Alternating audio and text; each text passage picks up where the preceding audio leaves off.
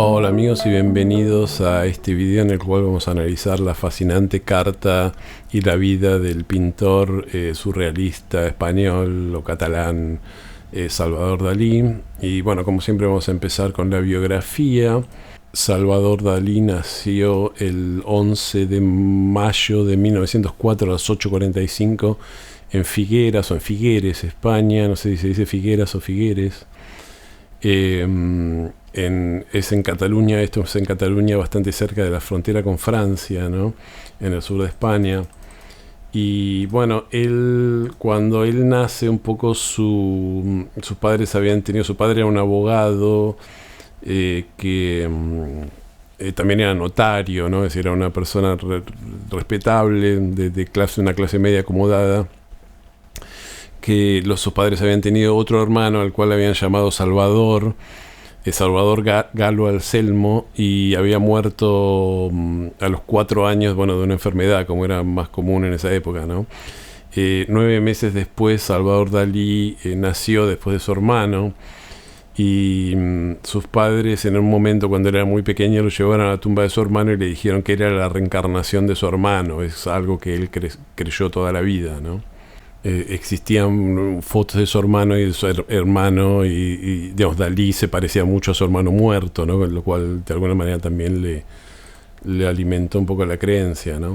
Bueno, el padre de Dalí tenía una personalidad bastante rígida, pero bueno, eso era suavizado.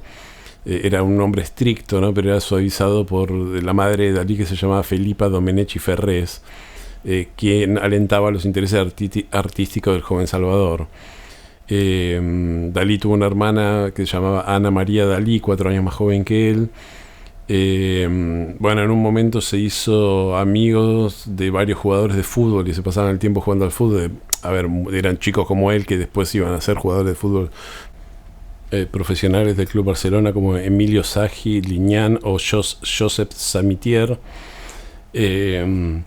Después, bueno, en 1916, a los 12 años, descubrió la pintura contemporánea durante una visita familiar a Cadaqués, donde conoció a la familia Ramón Pillot, un artista local que viajaba regularmente a París, la capital de arte del momento.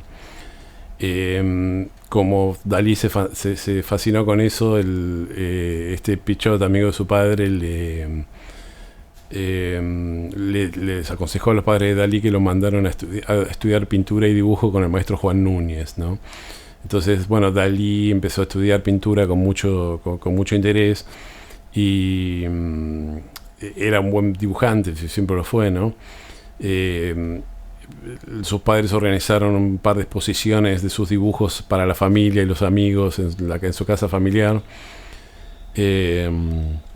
A los 14 años, Dalí participó en una exposición colectiva de artistas locales en el Teatro Municipal de Figueras y otra en Barcelona, auspiciada por la universidad, en la que recibió el premio rector de la universidad. En un momento, bueno, cuando estaban en lo que sería el bachillerato, el secundario, sus amigos le editaron una revista que le hizo ilustraciones, ¿no? Pero bueno, en febrero de 1921 su madre muere a consecuencia de un cáncer de útero, ¿no? Dalí tenía 16 años y sobre la muerte de la madre él iba a decir más tarde que fue el golpe más fuerte que recibió en su vida, ¿no? Y que la adoraba y que no podía resignarse a la pérdida de un ser con quien contaba para ser invisibles en las inevitables manchas de mi alma. Para hacerlo peor, el padre de Dalí, con quien no se había llevado del todo bien nunca Dalí, contrajo matrimonio con la hermana de la mujer fallecida, con la tía de Dalí, y Dalí esto siempre lo horrorizó y nunca lo aceptó. Después vamos a ver en qué signo tenía el ascendente Salvador Dalí. Bueno, después Dalí, cuando termina sus estudios, comienza a estudiar arte en la Real Academia de Bellas Artes de San Fernando, se muda a Madrid. Él se convierte en una especie de personaje ahí, pues se vestía como un dandy, ¿no? Y tenía una melena con patillas, gabardina, medias y polainas al estilo de los artistas victorianos, que era algo que ya había pasado muy de moda, ¿no? Ahí se interesa un poco por el cubismo y empieza a hacer unas obras cubistas. Sin embargo, Dalí no había visto de primera mano obras cubistas, porque eso en España en ese momento no había pintores cubistas, él solo tenía un catálogo, le habían contado lo que era el cubismo y tenía un catálogo con algunas obras muy pequeñas, ¿no? Entonces es como que pintaba lo que a él le parecía que era cubismo, ¿no? En esa academia también estaba, bueno, autores y, digamos, artistas que después iban a ser famosos, como Maruja Mallo, Federico García Lorca, el escritor, y Luis Buñuel, ¿no? Del cineasta. Federico García Lorca de alguna manera se fascina, parece, con Dalí, y se dice que una de las versiones es que ambos tuvieron un romance, que fueron amantes. Otras versiones dicen que Federico García Lorca estaba enamorado de Dalí, pero Dalí no aceptaba sus avances, a pesar de que eran amigos, ¿no? En un momento a Dalí lo detienen durante la visita del rey Alfonso XIII a Figueras. Estuvo 12 días encarcelado en la prisión de Gerona. Y en el expediente no dice por qué lo detienen. Algunos dicen que el padre Dalí había hecho declaraciones antimonárquicas, ¿no? Entonces se lo consideraba como a Dalí como peligroso digamos, para represalia contra las declaraciones del padre, ¿no? Un amigo de él en un momento publica un poema en catalán y Dalí hace las ilustraciones, empieza a tener pequeños trabajos, ¿no? Sin embargo, bueno, Dalí es expulsado de la academia en 1926, poco antes de los exámenes finales, porque había afirmado que nadie en esa academia él era más talentoso de todos los profesores, y nadie en esa academia tenía derecho a examinarlo ni estaba en condiciones morales de examinarlo, ¿no? Bueno, en 1929 Salvador Dalí se muda a París, que era un poco la capital del arte europea en ese momento, quizás del mundo. Ahí conoce a Pablo Picasso, que ellos iban a tener una relación de admiración y cierta rivalidad, ¿no? Pablo Picasso ya sabía acerca de Dalí porque Joan Miró le había hablado de él. Joan Miró era otro pintor cubista como Picasso, ¿no? Cuando llega a París, ahí se familiariza Dalí con las vanguardias, ¿no? Es decir, sobre todo con el dadaísmo y con el surrealismo. Ahí es donde se deja sus bigotes, digamos, donde él quería homenajear a Velázquez, ¿no? El célebre pintor español que había pintado las Meninas, ¿no? de siglos atrás. Y esos bigotes o esos mostachos los iba a conservar durante toda la vida como su rasgo distintivo. En un momento Dalí lee la obra de Freud, que estaba muy de moda en esos momentos, y bueno, ahí empieza digamos, ahí su obra se empieza a ser más onírica, empieza a tener imágenes sexuales más explícitas, ¿no? En 1929 colabora con su antiguo amigo Luis Buñuel en hacer un corto llamado Un perro andaluz, Un chien andalou, que es una obra, digamos, es una película que es muy conocida, tiene una escena muy conocida donde a una mujer le cortan un ojo con una navaja, ¿no? Es una de las escenas más conocidas del cine. Y si bien fue una colaboración juntos y el director técnicamente fue Luis Buñuel, Salvador Dalí dijo que esa película era básicamente de él, y dice, pueden darse cuenta que es mía, porque después cuando Buñuel hizo otras películas propias no carecían de la genialidad que le imprimía yo, ¿no? Es decir, obviamente para estos momentos Dalí ya tenía un ego enorme, una megalomanía enorme, se consideraba un genio, y le decía a todo el mundo que lo quisiera escuchar o no, que él era un genio, etcétera. En agosto de 1929 Salvador Dalí conoce a la mujer de su vida, que es su musa y futura esposa Gala, ¿no?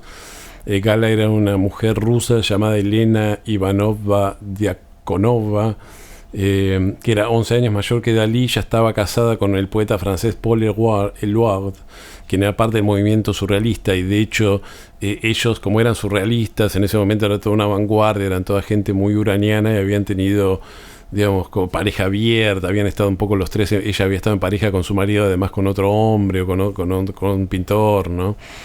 Hacían como una pareja de a tres o como una relación de a tres.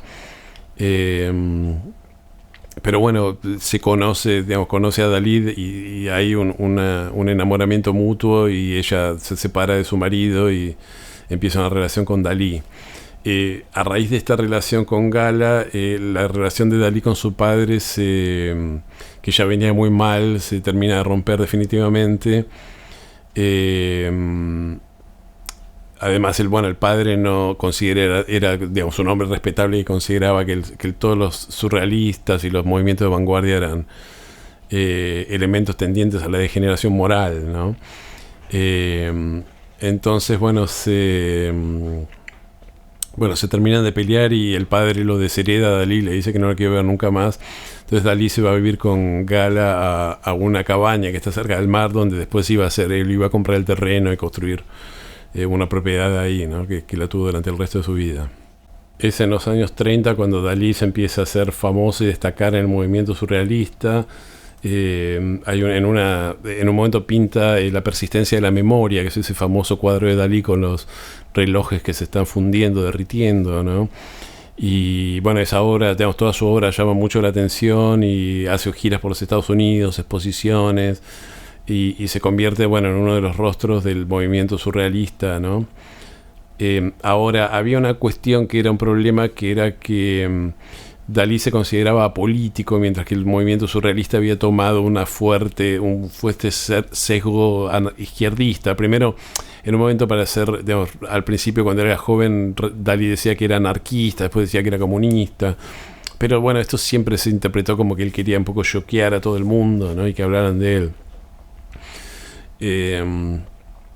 Después finalmente, ocurre en un momento una cuestión muy graciosa que el mismo Dalí lo contaba, que es que los surrealistas le hacen un juicio para ver si lo echan del movimiento surrealista. Entonces Dalí, digamos, lo llaman, digamos, hay una sesión especial del movimiento surrealista donde lo llaman a Dalí a declarar y a defender y lo acusan, ¿no? Y Dalí encima estaba como muy resfriado y se había puesto hacía mucho frío en París y se había puesto toda una bufanda alrededor de la cara porque estaba resfriado, ¿no? Entonces Dalí después lo contaba que André Breton le leía sus cargos y él respondía, pero respondía con la bufanda y no se entendía nada de lo que decía, ¿no? Entonces en un momento le preguntan si él estaba a favor de la lucha del proletariado y él dijo, sí, estoy a favor de la lucha del proletariado, y después decía, por supuesto, a mí me importaba tres cuernos la lucha del proletariado, no me interesaba nada todas esas cuestiones políticas. Se decía que Dalí tenía admiración por los fascismos, entonces le pidieron que condenara públicamente a Hitler y a los fascismos que estaban en ese momento en boga. Esto era en 1934, en los fascismos en boga, y Dalí decía que ese no era una cuestión, que los surrealistas eran artistas y que no se tenían que meter en política, ¿no? Lo cual algunos lo decían era un velado apoyo a los fascismos, ¿no? Entonces, en un momento lo expulsan del movimiento surrealista, pero después ahí Dalí pronuncia su famosa frase: el surrealismo soy yo. ¿Cómo me pueden echar del surrealismo si el surrealismo soy yo, ¿no? Dalí de cualquier manera después se organiza una exposición muy importante surrealista donde incluyen obras de Dalí, porque Dalí ya era muy conocido, entonces era como una pelea interna, pero antes, digamos, cuando hacía falta lo incluían como parte del movimiento surrealista, ¿no? Dalí y Gala se quedan en París hasta 1940, hasta que comienza la guerra, y cuando llega la invasión nazi se van a vivir a los Estados Unidos por 8 años, ¿no? Hasta el final de la guerra. Esto es muy criticado por la mayoría de los surrealistas y por el ambiente de la época, que sobre todo los que habían estado en París, porque inclusive hay declaraciones de George Orwell. George Orwell era el escritor que escribió 1984, ¿no? La novela de la cual deriva la frase Gran Hermano, que se traduce... que en realidad Gran Hermano, la frase original es Big Brother, y Big Brother no significa Gran Hermano, significa el hermano mayor, ¿no? El hermano mayor era, por supuesto, un dictador, donde había una dictadura, etcétera, ¿no? Y George Orwell decía que Salvador Dalí era un excelente pintor y un pésimo ser humano, y dice, la clave de eso fue que cuando Francia estuvo en problemas, en lugar de quedarse en Francia y colaborar con la resistencia, se fue a los Estados Unidos. Dice, lo único que le importaba a Dalí era comer bien, el resto no le importaba. Cuando llega a los Estados Unidos, Salvador Dalí no pasa desapercibido, empieza a hacer excentricidades y a estar un poco en la boca de todo el mundo. Hay una foto muy famosa de Salvador Dalí, búsquenla en internet, paseando un oso hormiguero y saliendo del subte de Nueva York con su oso hormiguero. Era una cosa, él tenía una mascota que era un oso hormiguero, la llevaba en el subte con una correa, ¿no? Todo obviamente con esos bigotes que tenía, era una personalidad que llamaba mucho la atención. Bueno, Dalí y Gala se quedan 8 años en Estados Unidos, donde forman parte, de alguna manera conquistan el mercado del arte ahí, se convierten un poco en un hombre conocido. Pero después retorna a España en 1948 a vivir bajo el franquismo, ¿no? Lo cual de alguna manera parece como corroborar que Dalí no tenía problemas con los fascismos o con las dictaduras de esos momentos, ¿no?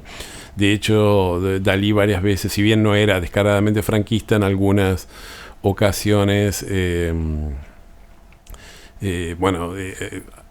elogió públicamente a Franco, e incluso en un momento Franco no había pena de muerte, Franco puso la pena de muerte para criminales de guerra, supuestos criminales de guerra que eran del bando contrario a Franco, y los ordenó fusilarlos, y Dalí dijo que eso estaba muy bien, que esas personas tenían que ser fusiladas, ¿no? Era bastante controversial. Sin embargo, por ejemplo, el franquismo había asesinado a su amigo Federico García Lorca, había prohibido sus obras, y Dalí había hecho declaraciones en contra de esto porque, bueno, Federico García Lorca era un amigo personal de él. En esta época Dalí se hace de nuevo católico. Él había sido obviamente católico de joven, después había abandonado el catolicismo en toda esa etapa de radicalidad del arte y todo eso, y se vuelve a ser católico y se acerca a la iglesia, empieza a pintar figuras más religiosas en su arte. Y bueno, a partir de ahí se convierte, ya en los años 50 y 60 ya era una celebridad, y se dedica a hacer todo tipo de colaboraciones. No solo hizo cuadros, sino que hizo, por ejemplo, joyas y diseñó muebles.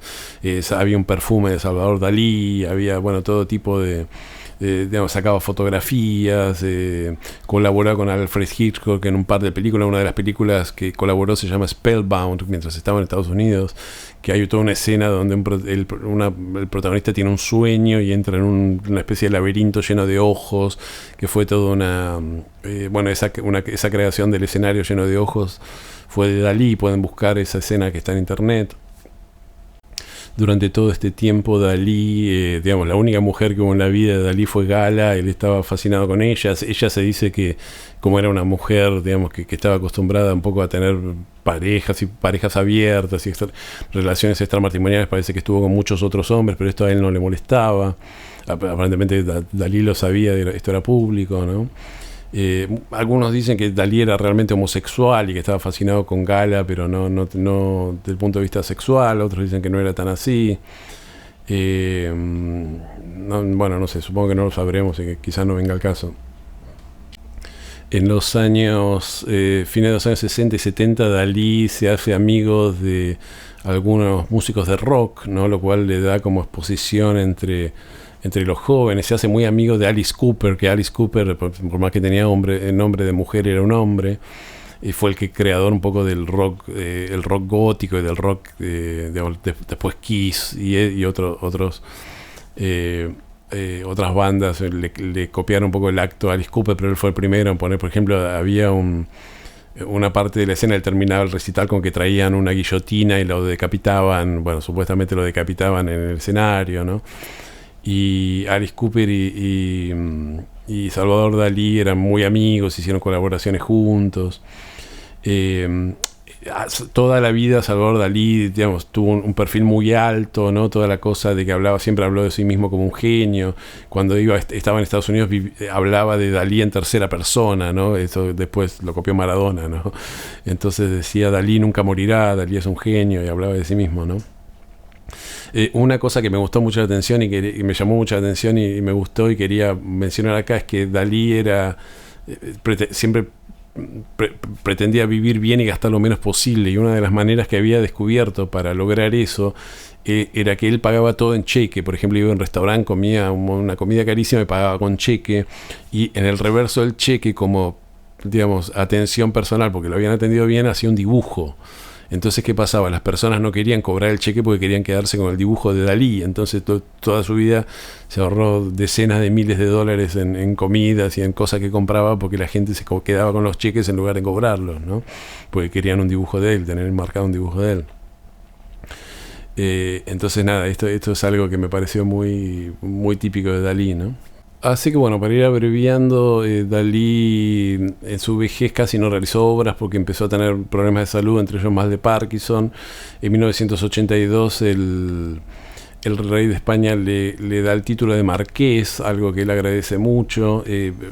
Dalí a pesar de que había empezado siendo surrealista y anarquista, era muy monárquico. Él decía que era anarquista monárquico, ¿no?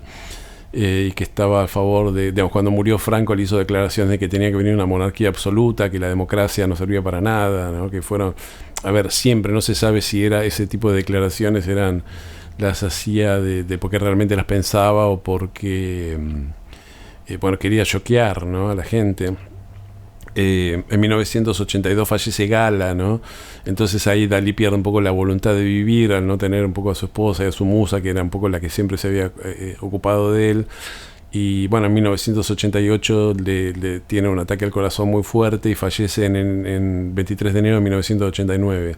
Se dice que algunos de los cuidadores de Dalí lo habían obligado a firmar lienzos en blanco para después falsificar cuadros y hacerlos pasar como que eran cuadros tardíos de Dalí. Entonces, bueno, hay algunos cuadros que supuestamente son del final de la vida de Dalí que no se sabe si son falsificaciones o no. Así que bueno, vamos a ver la carta de Salvador Dalí. Bueno, esta es la carta de Salvador Dalí. Como pueden ver, el Sol está en Tauro, en conjunción a Mercurio en Tauro y a Marte en Tauro. La Luna está en Aries y la Luna, fíjense, el detalle, está clavada en el medio cielo. Bueno, el medio cielo está en 3 grados de Aries y la Luna está en 3 grados de Aries y el medio cielo en los 2 grados de Aries, ¿no? Pero está en conjunción al medio cielo. Y bueno, tenemos ascendente Cáncer, ¿no? Y ahora, esto es muy interesante porque esto nos muestra, bueno, sabemos que una persona con ascendente Cáncer de alguna manera tiene que aprender todo lo que tiene que ver con, de alguna manera, lo lunar, lo femenino, y es clave para una persona con ascendente Cáncer, la figura materna, las abuelas, las tías, ¿no? Toda esa clase de mujeres mayores, mujeres que tengan un rol materno. Salvador Dalí tenía una gran relación con su madre hasta que su madre fallece a los 16 años y de alguna manera la reemplaza con Gala, que era más una mujer 11 años mayor que él, que era más una figura de madre que una esposa, que una igual, ¿no? Era más una figura de madre que una relación de casa 7, ¿no? De hecho, de alguna manera él toleraba que ella tuviera otros hombres, ¿no? Como la madre, que de alguna manera la madre está casada con el padre o tiene una pareja que no es uno, ¿no? Entonces, ahora hay algo más, porque la Luna es súper interesante. A ver, el regente del ascendente es la Luna, y la Luna está clavada en el medio cielo y es el planeta focal de una T cuadrada que se da entre Neptuno en la casa 12, Neptuno en Cáncer en la casa 12, Urano al final de Sagitario en la casa 6, y la Luna está clavada en el medio cielo, en Aries, ¿no?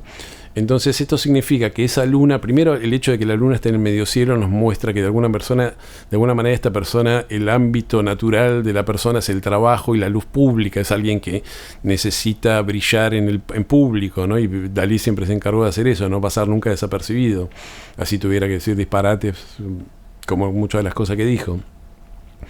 Y por otro lado, esa luna está tocando a estos dos planetas transpersonales, que es la oposición entre Urano y Neptuno, ¿no? Entonces es como si esa luna estuviera de alguna manera recibiendo energía de estos transpersonales, que es energía colectiva, ¿no? Entonces de alguna manera la luna de Dalí, podemos decir, es como que, digamos, al mismo tiempo expresa las fantasías colectivas, que sería Neptuno, pero también la innovación de su tiempo, Urano, ¿no? Sí, las nuevas ideas, los nuevos conceptos. Y entonces Dalí mezcló estas dos cosas: vanguardia, que sería Urano, y fantasías colectivas, sueños colectivos, y los plasmó en su obra. El hecho de que la luna esté en el medio cielo, la carta de Dalí es famosa porque la luna, uno de los significados que tiene es la vida interna, y para muchos astrólogos la luna es el planeta que tiene que ver con los sueños, con justamente la vida interna. El sol tiene más que ver con los hechos externos, lo que hacemos afuera, y nuestra vida interior es la luna. De hecho, la luna se corresponde, digamos, en la astrología moderna corresponde con la casa 4, y la casa 4 es la que rige nuestro interior, mientras que la casa 10 tiene que ver con nuestra vida pública, ¿no? Entonces la luna digamos, si vemos el medio cielo de Salvador Dalí, bueno, tenemos una persona que se dedicó de alguna manera a trabajar con los sueños colectivos, ¿no? Es decir, sus cuadros son básicamente figuras oníricas, figuras del inconsciente, ¿no? A plasmar esas figuras y a convertirse también él en una figura colectiva, ¿no? Como una especie de una persona que encarna los sueños inconscientes.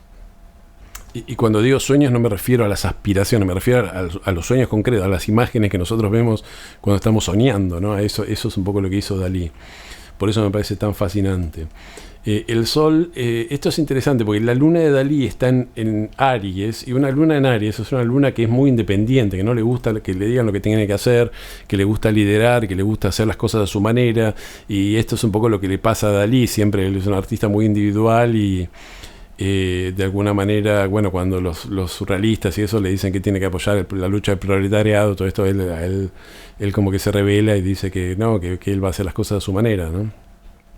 Hay una frase de Dalí que yo no la mencioné, no quise hacer un video súper largo, de cuando le preguntaba por Picasso, y él decía: Picasso es pintor, yo también; Picasso es catalán, yo también; Picasso es comunista, yo tampoco, ¿no? Como burlándose un poco de las ideas de izquierda de Picasso. Ahora podemos ver que por otro lado el Sol, y él tiene varios planetas, digamos, Sol, Mercurio y Marte en la casa 11, ¿no? También está la parte de la fortuna en la casa 11. Y esto nos muestra que si bien él era, de alguna manera, esa luna era muy independiente, él de alguna manera accede a la fama y encuentra un lugar en el arte a partir de algo colectivo, que es el movimiento surrealista. Es decir, él no es un pintor que se forma totalmente solo al margen de todos los estilos. Él adhiere a un estilo que ya estaba, forma parte de un grupo, la Casa 11, y bueno, y es a partir de ahí que él puede después desarrollar un estilo más individual, pero a partir de formar parte de un grupo colectivo, ¿no? Él era un surrealista, ¿no? Y lo fue toda la vida, ¿no? Por más que él después dijera el surrealismo soy yo, bueno, se identificaba con eso. Podemos ver que, por otro lado, ese sol, el sol también tiene que ver un poco con el padre, ¿no? Entonces podemos ver que hay una cuadratura de Saturno en la casa 8 al sol que está en la casa 11, ¿no? Lo cual marca la relación difícil que tuvo con su padre. Es decir, el padre poniendo de alguna manera exigencias que él no podía cumplir, ¿no? Y bueno, después la ruptura que tuvo con su padre y eso. También tuvo rupturas con los socialistas, con los surrealistas, porque porque ellos adherían al socialismo, y Dalí nunca había sido socialista y todas esas cosas, ¿no? Entonces es como que toda la cuestión de la autoridad, las figuras de autoridad, como André Breton en el movimiento surrealista, eso él tenía un problema con esas figuras de autoridad. Júpiter está en la casa 10, lo cual marca de alguna manera buena fortuna en todo lo que tiene que ver con la vida pública y con la carrera. Evidentemente Dalí la tuvo, ¿no? Júpiter está bien, tiene un sextil, es como el planeta que está en el medio de un pequeño gran trígono, ¿no? Haciendo un sextil a Plutón y un sextil a Saturno, y ambos, digamos, Plutón y Saturno están en trígono, ¿no? Entonces esto nos da bueno, es decir, él tuvo suerte en el trabajo, pero eso estuvo de alguna manera, logró poder a través de su trabajo y riqueza, ¿no? Plutón, y él también tuvo mucha disciplina. Él hizo todos los estudios, era bueno dibujando. Es decir, no era, si bien era un poco el papel de él era de ser una especie de extravagante que tenía que comunicaba los sueños, era una persona que tenía muchísimo oficio, ¿no? Era muy buen dibujante, Dalí. Así que, bueno, como decía, la luna, esto lo repito, es el planeta focal de una T cuadrada, entonces está recibiendo la energía de los dos transpersonales, ¿no? Entonces esto digamos, tiene mucho que ver con que el contenido de sus obras tenía que ver con las fantasías colectivas y tenía contenidos colectivos, podríamos decir. Bueno, si vamos a ponernos modernos, si vamos a interpretar a Quirón, que no siempre lo hago, podemos ver que en esta carta Quirón está en la casa 7. La casa 7, de alguna manera, Quirón en la casa 7 nos marca que hay una herida en algo que tiene que ver con la pareja, y de alguna manera quizás esto fue así, porque Él, digamos, adopta un poco a Gala como su pareja, pero Gala hacía más un papel de madre, entonces es como que si él, que él nunca tuvo, ¿no?, una pareja y una relación de casa 7 entre iguales, ¿no? Esto es algo que ya lo mencioné, ¿no? Entonces aparece Quirón para mostrar que de alguna manera esto era una herida que llevaba a él, ¿no? O quizás que él quería, digamos, toda la cosa de que Gala también tenía otros hombres y otras cosas, y quizás él la quería todo para él, ¿no? Después Marte, es decir, el Sol está en conjunción a Mercurio a Marte. Esto nos da una persona que es muy comunicativa y que, bueno, es muy agresiva en cuanto a la expresión solar, ¿no? Es decir, una persona que se hizo notar.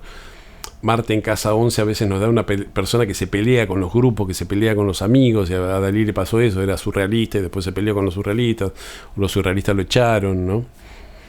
Marte está en Tauro. Cuando Marte está en Tauro, bueno, supuestamente está en caída en Tauro Marte, ¿no? Porque Marte rige en caída, no en exilio, porque Marte rige Escorpio, ¿no? Es decir, es un signo en el cual está en detrimento, si no es el mejor Marte, ¿no? Pero bueno, si bien está en caída, está en conjunción al Sol. Y esto le da a Dalí de alguna manera una personalidad un poco donde Marte está presente. Es decir, él hizo, sobre todo, yo creo que ese Marte se manifiesta en la vida, sobre todo en la fuerza o en la agresividad que tuvo él para bueno, conseguir publicidad para sí mismo, hacerse notar y todo eso, ¿no? Obviamente muy ayudado con la luna como regente de su ascendente en el medio cielo. Era alguien que obviamente no iba, con esa carta no iba a pasar nunca desapercibido. Quiero mencionar que André Breton tiene un juego de palabras muy acertado, lo llamaba a Dalí ávida dólares, ¿no? Y ávida dólares, es decir, como que él era ávido por los dólares, y que le iba atrás del dinero en todo, ¿no? Es algo que tiene que ver con Tauro, obviamente, ¿no? Con todos esos planetas en Tauro. Y aparte toda esta cosa de que a él le gustaba comer, la buena mesa, ¿no? De que George Orwell lo acusaba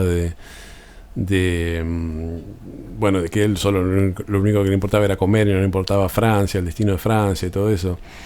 Y ávida dólares, me olvidé de mencionar, es un anagrama de Salvador Dalí, ¿no? Es decir, si uno reacomoda la letra de Salvador Dalí queda ávida dólares, ¿no?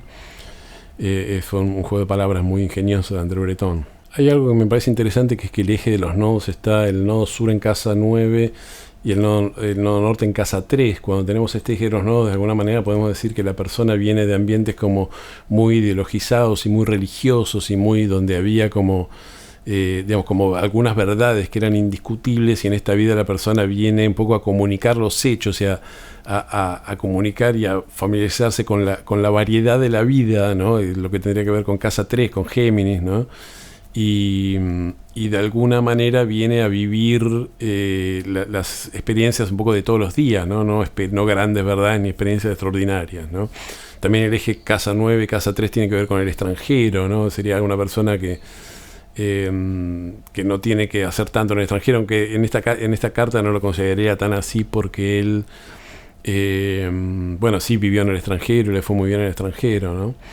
No parecía alguien que tuviera vedado el extranjero, pero sí parece alguien que tiene de alguna manera vedado esas posiciones ideológicas rígidas o esas posiciones religiosas rígidas, ¿no? Es decir, él desde muy joven tiene toda esta cosa de no querer adherir ideológicamente a nada y decir que tiene que ser todo apolítico, ¿no? Que eso tiene mucho que ver con un nodo sur en casa 9, con un nodo norte en casa 3, ¿no? Es decir, nosotros nos dedicamos al arte y no vamos a opinar, mientras que los otros, de alguna manera, los surrealistas y eso, le pedían que tomara partido, y él no quería tomar partido, ¿no?